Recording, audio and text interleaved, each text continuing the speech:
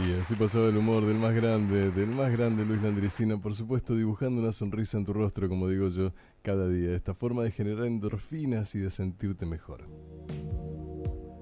Antes de comenzar con nuestro segmento de Palabra Invertida, le quiero mandar un saludo a Ana, que está escuchándonos junto con la hija, y me manda un mensaje diciéndome que está en el patio de la casa disfrutando de la luna, que de a rato se cubre con unas nubes de tormenta, en compañía de su hija y obviamente oyendo las 1330. En un ratito nomás, te decía Ana, va a salir el tema que me estabas pidiendo. También quiero aprovechar para mandarle saludos a Eduardo Vázquez desde México, Celaya, Guanajuato, que nos está escuchando. Y dice: Blanca Navidad me pide un tema. Así que bueno, está escuchando con mucho cariño. Dice: para todos los hermanos argentinos, desde Celaya, Guanajuato, viva la paz. Y así estamos llegando ahora sí a nuestro segmento de Palabra Invertida, que arranca de nuevo de esta forma. Javier del Ponte, ¿cómo estás? ¿Qué tal, Julio? ¿Todo bien? Muy bien, ¿usted? Bien, ahí estamos bien, ahí te escucho mejor. Ahí va mejor, bien. Sí. Bien.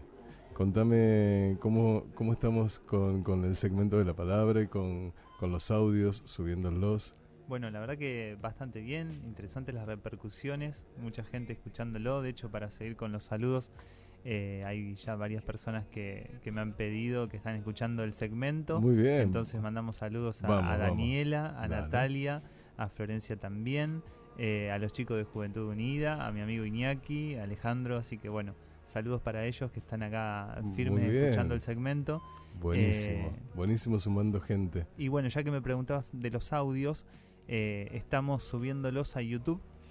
Pueden encontrar el canal de Palabra Invertida y ahí todos los segmentos que hemos hecho. Pero qué bueno, buenísimo. Sé que ahora tenemos un canal de YouTube. Tenemos un canal de YouTube, exactamente. Muy bien, con los audios de Polo Positivo y Palabra Invertida.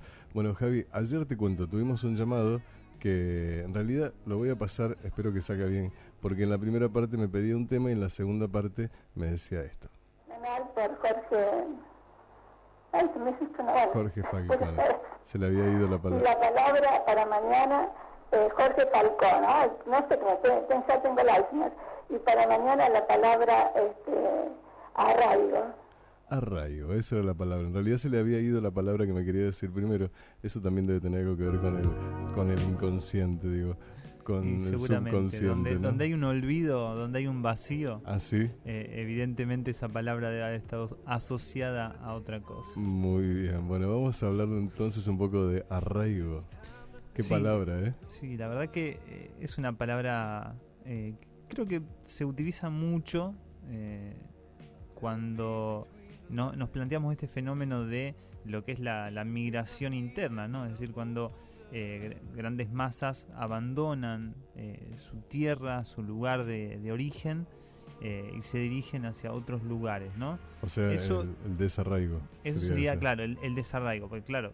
El arraigo primero implica, si es una acción, ¿no? El arraigo implica eso, una acción, ¿no? Arraigarse. Okay. Tenemos que estar desarraigados, ¿no? Ah, bien, o sea que para arraigarse primero hay que desarraigarse. Exactamente, o por lo menos no estarlo, ¿no? Claro, entonces no hay... ¿Eso tiene que ver solo con el lugar físico? ¿No puede tener que ver también con el arraigo a la persona o a un objeto o a un...? De hecho, claro, empezaba primero planteando lo que es el imaginario, el concepto popular de arraigo. Obviamente, como siempre hacemos nosotros, que es este juego con las palabras de tomar los opuestos o los allegados. Y bueno, en este caso desarraigo es el opuesto que nos permite analizar la palabra arraigo. Y bueno, lo que estábamos trabajando recién es esto, que la conciencia popular produce este significado de arraigo o de desarraigo en relación a las migraciones internas, cuando la gente deja su lugar de origen, ¿sí?, para establecerse en otro. Ahora, lo interesante es que alguien puede estar desarraigado en su propio lugar de origen, ¿no? Y puede estar totalmente arraigado en una ciudad que no es la a suya. Priori sería extraña, que no es la suya, que no es su lugar de origen, ¿sí? Bien. Y para eso, para que suceda ese fenómeno tan particular, sí, tenemos que traer para explicarlo esto que vos dijiste, ¿no? O sea, me hiciste la pregunta, ¿solamente depende del territorio, de lo físico? No. Y ahí está la cuestión, y por eso está bárbaro que hayas dado esa punta, porque el hecho de que alguien pueda construir, ¿no? Supongamos alguien se viene de Entre Ríos a Rosario, ¿sí? Ajá. Y que esa persona pueda construir en sus primeros días, semanas, meses, círculos sociales, es decir, pueda ir construyendo relaciones con compañeros, con amigos, que pueda hacerse una actividad semanal, que pueda ir al gimnasio, conocer gente ahí, claro. que pueda, no sé, tener ir un trabajo nuevo, tener un trabajo, hacer grupos de estudio, es decir, o la gente que hace esto cuando llega al departamento, un departamento nuevo, y le pone cortinas propias, y adorna el lugar, y le pone cuadros, eso va en pos de apropiarse de donde uno está, de apropiarse del departamento, de apropiarse de los círculos, pero en el sentido no peyorativo sino de poder hacer lo suyo realmente, y en el sentido o en la medida en que esta persona pueda generar círculos sociales, que pueda apropiarse de ese nuevo hogar que tiene mediante la singularización, ¿no? Es decir, adornar ese departamento, darle detalles propios, en esa medida va a poder arraigarse, ¿sí? Es más, hace poco hablaba con una persona que me contaba que en su lugar de origen no tenía a nadie, ¿no? Y que en Rosario ha podido construir una gran cantidad de amigos, de relaciones, de actividades, ha podido construir una carrera. Entonces viene como claro ejemplo de cómo puede haber desarraigo en un lugar de origen y arraigo en una ciudad nueva, ¿no? Bien, entiendo. Mientras vos hablabas yo me quedaba pensando, durante muchos años yo viajé por cuestiones de trabajo y me pasé casi una década, digamos 10 años viajando. Y una de las características que al principio me pasaba era que cada vez llevaba más valijas, porque metía más cosas mías, llámese pequeñas estatuas, libros, cosas de mi casa. O sea, necesitaba llegar a un lugar y empezar a automáticamente convertirlo en mi casa, a ese lugar donde estaba. O sea, esto que acabas de decir lo sentía todo el tiempo. En un momento empecé a sentir que mi vida era una valija que no desarmaba nunca, que estaba siempre viajando. Está muy bueno porque siguiendo con la metáfora popular, cada cosa que agregabas a la valija era un brote más, un brote para poder echar raíces en una tierra nueva, ¿no? Y echar raíces no es más que esto, digamos, que poder construir relaciones, que poder crear actividades o incluirse en actividades. Digamos, los círculos sociales en definitiva son todo, y eso es lo que van a marcar de alguna manera lo que uno siente como arraigo. O sea, se siente arraigado, siente que está firme, que está sostenido, que tiene círculos sociales. Bien, y eso lo empieza a conformar esta pequeña cantidad de cosas con las que empezamos a sentir la pertenencia. En principio sí, principio sí, porque claro, si uno llega a una casa que no es suya, que está alquilando, ¿sí? El hecho de estar en un lugar extraño, que no tiene nada propio, que se sabe que no es de uno, entonces la posibilidad de poder adornarlo, darle esa impronta personal, ya es una base para poder al menos sentirse que uno está en su hogar, claro, ¿no? Porque sentirte parte. Muchas veces uno diferencia, ¿no?, lo que es un departamento de un hogar, o sea, una casa de un hogar. O un hotel de un hogar. Un hotel, un lugar donde dormir y un hogar. Totalmente. Bueno, y creo que la diferencia es esa, digamos, de poder apropiarse de donde uno duerme. O sea, si es el lugar solamente para dormir o es el hogar de uno. O el lugar donde uno quiere vivir, ¿no? Aunque sea por un tiempo determinado, pero bueno. Por más que sea por un tiempo que ya esté establecido, o sea, que uno sepa que, totalmente, no sé, en un año se va, pero que en ese año se lo apropie. Y eso es fundamental. O sea que para que exista el arraigo, primero tiene que existir el desarraigo, concretamente. O por lo menos no estarlo, digo. Es un juego semántico. No existe uno sin el otro, digamos. Claro, uno no puede extrañar lo que nunca tuvo. Arraigarse. Claro. No puede arraigarse si no está desarraigado. Claro. Que aparte es interesante porque vos pensás en esta gente que se va. Sí. Si se queda si se queda atrapado en todo esto que fue su ciudad de origen, estando en otra, el hecho de no poder desarraigarse de su ciudad de origen va a impedir, por supuesto, el arraigo en la nueva ciudad, que de alguna manera fundamenta, confirma lo que vos estás diciendo. Totalmente. No se puede arraigar si uno no se desarraiga, es decir, si uno no deja los orígenes, en definitiva, y piensa en ese presente, en la actualidad, ¿no? Yo siempre veía a estos viejitos italianos que vinieron inmigrantes, ¿no? Que construyeron nuestro país cuando era chico, y siempre los veía que hablaban de su tierra natal y siempre soñaban con volver en algún momento, aunque sea de paso, a reencontrarse con esa tierra natal. A partir de ahí entendí esto del arraigo y del desarraigo. Pero después con el tiempo me pasaba que no lo sentía como algo que nos pase a nosotros aquí en la Argentina, porque nunca había estado yo afuera.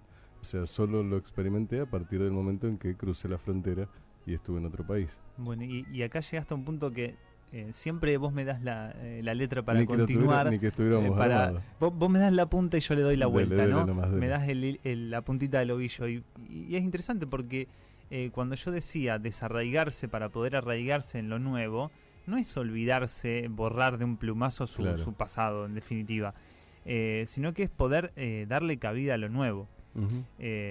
Yo, cuando vos tocaste el tema de los inmigrantes, empecé a acordarme automáticamente la cantidad de asociaciones de inmigrantes. Sí, es decir, cómo se juntaban entre las personas de un mismo país o que compartían una cultura para continuar con lo que es su idiosincrasia de origen. Si bien empezaban a adaptarse a su nuevo lugar de residencia, ellos continuaban con el arte culinario, continuaban con la danza, con la música, con el idioma fundamental, la palabra, ¿no? Entonces, que no es para fundamentar esto, no es desprenderse y borrar todo, sino darle cabida a lo nuevo, poder dejar algo. O sea, vivir en el pasado es una cosa muy diferente a poder tenerlo, ¿no? Tener un pasado. Vivir en el pasado a tener un pasado. Ok. Es como que vivir en el pasado no te permite ver el futuro. Por supuesto. Tener y mucho menos vivir el presente, claro, ¿no? Totalmente. Muy lindo eso, muy interesante. Da para mucho más. Pero... Sí, da para mucho más y nos da el enganche perfecto para la siguiente palabra. Exactamente, usted la dirá. Bien, que nos habían pedido por la página de Palabra Invertida a través de Facebook. Resiliencia. Resiliencia. Y antes de hacer el enganche, primero me voy a permitir irme un poquitito a los orígenes de la palabra, ¿no? Porque no tanto a los orígenes, sino a su primera adaptación. Sí. Porque en realidad es una palabra que se utilizó en los comienzos de su adaptación científica a hablar de la propiedad de cierto material, ¿no? Y esta propiedad aludía a una capacidad de retomar un estado anterior luego de que se le ha imprimido una fuerza, ¿sí? ¿Quién no ha agarrado una bolsa de supermercado y la ha estirado y ve que se queda como si tuviera estrías, ¿no? O la piel de algunas mujeres que queda como... es una idea. Entonces, ese material, la bolsa de plástico que uno estira y queda con esas rajaduras, no es resiliente, porque no puede incorporar la fuerza que se le ha imprimido para volver a un estado anterior. Caso contrario, sí sucede con las gomitas elásticas. Cuando la bandita elástica uno la estira y la suelta, vuelve a su estado original. Entonces, ahí tenemos dos ejemplos en donde la propiedad del material es, por un lado, no resiliente, es decir, no puede capturar esa fuerza incorporarla y volver a su estado anterior, y en el otro sí lo puede lograr. Esta palabra y su acepción fue trasladada al campo de la psicología, ¿sí? Y como toda traslación de las ciencias naturales a las ciencias sociales, debe hacerse con cuidado, ¿no? Porque no hablamos que a uno se le imprime una fuerza física y que uno pueda aceptar esa fuerza física. Estamos hablando, por ejemplo, de situaciones traumáticas, ¿no? Bien. Cualquier tipo de situación traumática. Perdón, te iba a hacer una cosita. Acabo de encontrar, dice así como volver a la normalidad, resiliencia, el significado. Y volver a la normalidad me parece como más común como ejemplo de entender que uno a veces está en una situación, como vos estabas diciendo, traumática y quiere esa vuelta a la normalidad. Yo evité la palabra normalidad porque es siempre una palabra de muchos... Claro, y vos fuiste al nudo del problema, porque es una palabra conflictiva, ¿no? Porque claro, uno aluda a la normalidad. ¿Qué es la normalidad? ¿Qué es lo anormal? ¿Y qué es lo anormal? Claro. Por eso decidí optar por la frase estado anterior. Estado anterior, ok. Sí, estado anterior antes de que se le imprima la fuerza. Me parece mejor. Creo que un día podemos tomar la palabra normalidad. Si la gente está de acuerdo, le interesa, puede dejar los llamados y decirnos si quieren que la trabajemos la semana que viene. Dale, y lo podemos hacer. Dale. Porque es una palabra muy interesante y creo que tiene mucho hilo para dar. Ya lo creo. Bueno, sigamos, pero bueno, perdón, continuamos con resiliencia. Y bueno, lo que decía es que hay que hacer una traslación con mucho cuidado, porque pasamos de un área de la biología a un área en donde estamos hablando de lo humano, ¿sí? Que es el campo de la psicología. Y yo hablaba de una situación traumática. Y no es exactamente igual, es decir, incorporar la situación traumática y volver exactamente a un estado anterior. Porque es imposible, gente. A ver, uno constantemente está viviendo situaciones que lo modifican a diario. Cada una de las situaciones que vivimos se imprimen, se inscriben en nosotros de tal manera que no podemos nunca volver a ser el del día anterior, ¿sí? Ni siquiera de la hora anterior. Nada vuelve atrás. Entonces, por eso digo que hay que hacer el pasaje con cuidado. Y en el caso de los materiales, en el caso de la biología, en el caso de la física, sí hablamos de un estado anterior, se vuelve exactamente al estado anterior, perfecto.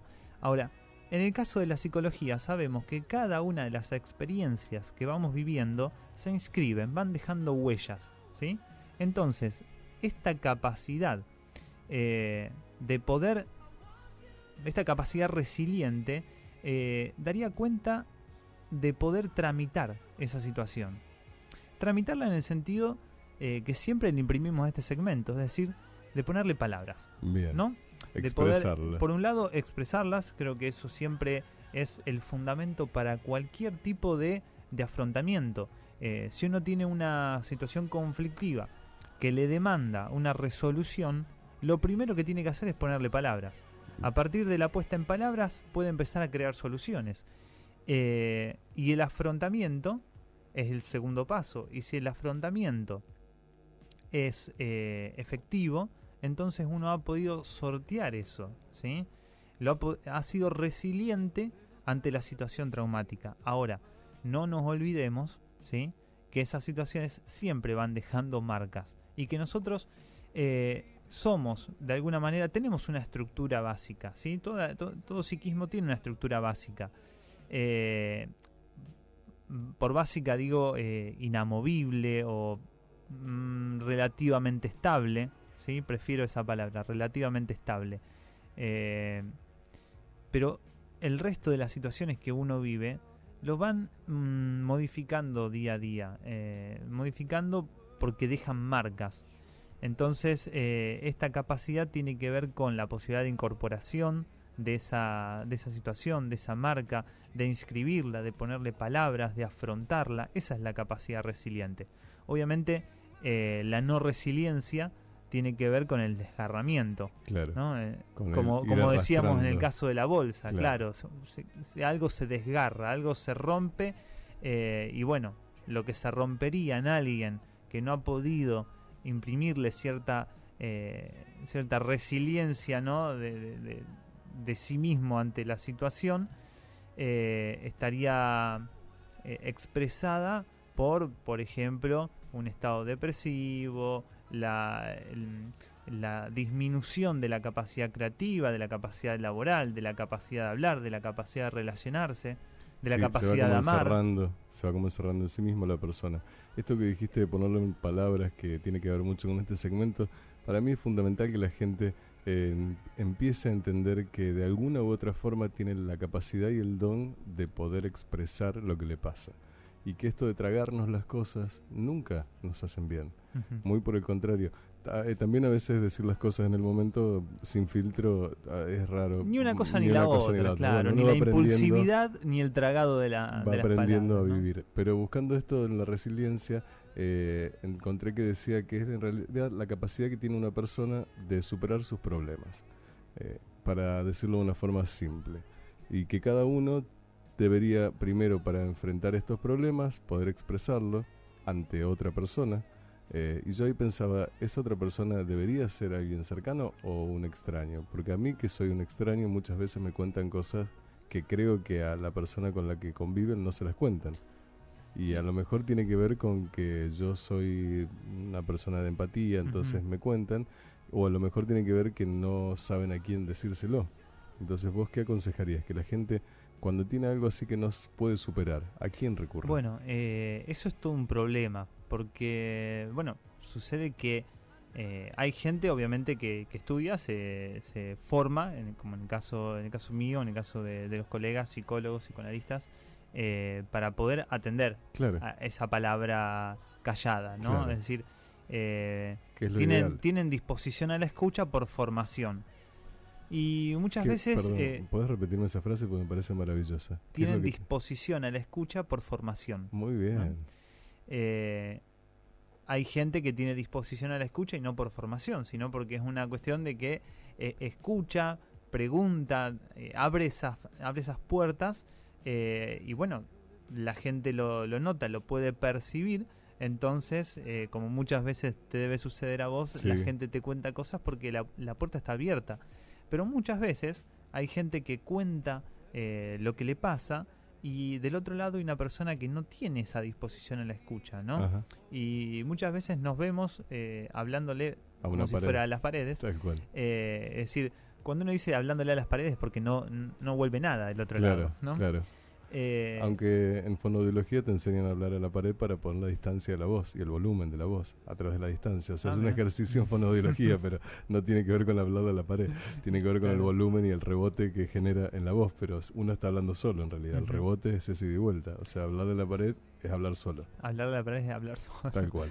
Entonces, bueno, a lo que iba es que cuando uno puede ver que en el otro hay una disposición a la escucha, y entender que si otra persona no la tiene, que bueno, no la tiene, no puede aceptar, digamos, que alguien cuente sus problemas, tal vez no puede cargar con más. Entonces, cuando uno puede ver que alguien tiene disposición a la escucha, puede hablar, ¿no? Cuando se abre la puerta, uno puede pasar.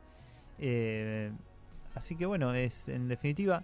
Me estaba acordando de algo, no sé si nos da el tiempo, pero dale, bueno. Ya nos pasamos, pero dale que está bárbaro.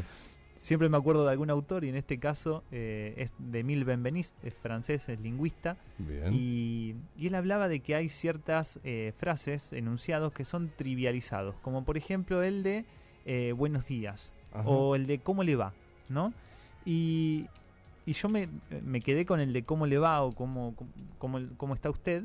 Y la gente responde siempre bien, aunque esté mal, claro. ¿no? Muy poca gente dice estoy mal. Sí. Digo, tiene que haber mucha confianza, tiene que ser alguien que realmente esté muy mal como para que lo diga. Es como una convención que uno responde siempre bien, ¿no? Entonces, y esto alude a lo que estábamos hablando, pero cuando uno pregunta por la base de la convención, es decir, se interroga cuál es el fundamento de que uno siempre responda bien ante la pregunta cómo le va. Claro. Bueno, precisamente que la mayoría de la gente no tiene disposición a la escucha. Que uno no puede, cada vez que se saluda con alguien, estar dándole el tiempo y la oreja a una persona que anda obviamente con problemas, como todos los tenemos, y poder escuchar. Imagínense que si uno tuviera que escuchar los problemas del otro, cada vez que se cruza con alguien y pregunta cómo le va, no podríamos hacer nada y nos pasaríamos escuchando los problemas del otro, ¿no? Tal cual. Digo, y bueno, de alguna manera, por eso también está la profesión del psicólogo, que como trabajo tiene esa disposición a la escucha. A la ¿no? escucha, pero totalmente. Yo le digo a la gente, sano consejo, vayan a un psicólogo, es lo mejor, porque es un extraño. Uno le paga, son 50 minutos, te sentás y te dice buen día, lo escucho, y no dice más nada. Entonces ahí te empezás a escuchar vos. En algún momento te vas a escuchar, y en algún momento esa palabra él te la va a hacer ver de otra forma. Exacto. Y para mí es maravilloso eso, porque es alguien que no te conoce. Y a los 50 minutos te da la mano y entra otro con otro problema igual o peor que el tuyo, y él está ahí para eso. O sea, no carga con eso, no se lo lleva a la casa. Bueno, creo que están los 10 minutos esos en el medio para poder dejar atrás la historia. Sí, mira, te iba a comentar algo en relación al tiempo, porque los psicólogos, porque vuelvo a hacer la diferencia, entre yo me formo en psicoanálisis, soy psicoanalista, claro. No soy psicólogo, aunque mi título me habilite como psicólogo, no ejerzo desde esa postura, sino que voy a ejercer desde el psicoanálisis. No trabajamos con lo que son las sesiones estandarizadas. Trabajamos con lo que se llama sesiones de tiempo variable. Mira qué interesante. ¿Por qué? Por una simple razón. En el inconsciente no hay tiempo. El tiempo crónico, la hora, el segundo, el minuto, el año, son invenciones humanas. Sí, son creaciones, son artificios. Sí. Y el inconsciente no tiene la más puta idea de ese artificio. Y perdón la expresión, pero ya que vale la palabra, vamos por ese lado, vale. Como decía, como dijo Fontana Rosa, no hay malas palabras. Las palabras no pegan. Sin duda. Pensemos que en el mismo planeta en el cual vivimos, hay China está en el 5000, 6000, nosotros creemos que estamos en el 2000, en África hay gente diferentes calendarios. Y es el mismo planeta. Y lo que nos pasa a nosotros en algún punto también va a afectar a ellos, y lo que les pase a ellos también en algún punto nos afecta. Exactamente. Entonces creo que nos está faltando un poco de humanidad. Esto de la era de Acuario del 2000 supuestamente era la apertura de esta época en la que todos teníamos que sentir empatía por el otro, ¿no? Bueno, esperemos. Entonces, lo que te decía de esto del tiempo variable, que el inconsciente no conoce de esta construcción humana, maneja tiempos que no son estandarizados. Es decir, alguien puede en la primera sesión hablar y que algo del inconsciente aparezca. Y se puede escuchar y se puede trabajar. Otra persona puede estar un año hablando y hablando y hablando y que nunca nada de su inconsciente aparezca. Claro. Entonces, ¿y el analista cómo sabe? Bueno, hay inflexiones en el discurso, hay ciertas marcas, hay olvidos, hay palabras maldichas, hay palabras reiteradas, hay equívocos, incongruencias. Siempre vamos a buscar ahí, a interrogar esos puntos del discurso, y por supuesto que a partir de esa interrogación, si empiezan a surgir significaciones por parte del paciente, del analizante, entonces a posteriori podemos reconocer que ahí hubo una marca del inconsciente, ¿no? Pero bueno, el inconsciente es caprichoso, sale cuando quiere, cuando menos se lo espera. Por eso el corte de la sesión en el psicoanálisis es en un momento estratégico. No se hace porque llegamos a los 50 minutos, cortamos. No, puede haber sesiones de 10-15 minutos, puede haber sesiones de hora y media. En psicoanálisis. En psicoanálisis. El psicólogo el psicólogo maneja sesiones 5 minutos hablando y 45 minutos mirándolo o mirando el techo y no pasa nada. A los 50 se cortó. Claro, muchas gracias. Nosotros no, lo hacemos en el momento en el momento estratégico, en donde hubo una aparición de algo del inconsciente, y ahí se corta.